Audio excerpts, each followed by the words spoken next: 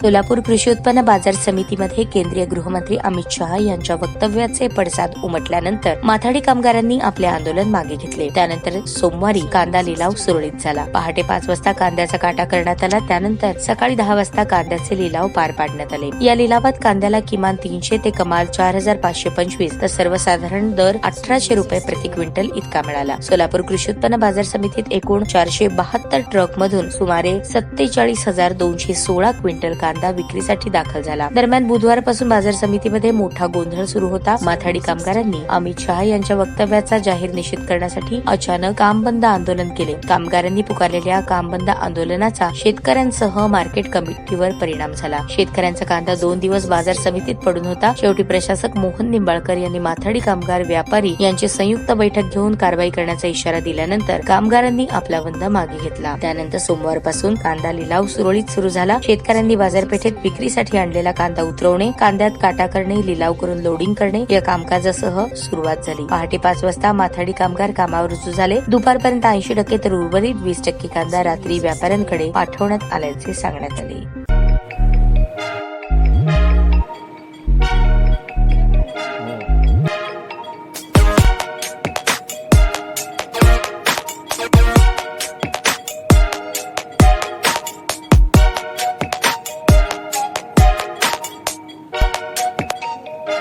सोलापूर शहरातील सुप्रसिद्ध हॉस्पिटल म्हणजे सेंट्रल मल्टी स्पेशालिटी हॉस्पिटल मागील अनेक वर्षापासून सेवा बजावत आहे। 24 तास इमर्जन्सी सर्व्हिस, मॉडर्न टेक्नॉलॉजी, अनुभवी डॉक्टर्स तसेच अत्याधुनिक तंत्रज्ञान सुविधांनी सुसज्ज स्त्रीरोग प्रसूती विभाग, ऑर्थोपेडिक विभाग, मेडिकल विभाग आणि इतर एकमेव नाव म्हणजे सेंट्रल मल्टी स्पेशालिटी हॉस्पिटल। पत्ता गणेशपेठ शॉपिंग सेंटर, मंगळवार बाजार, सोलापूर।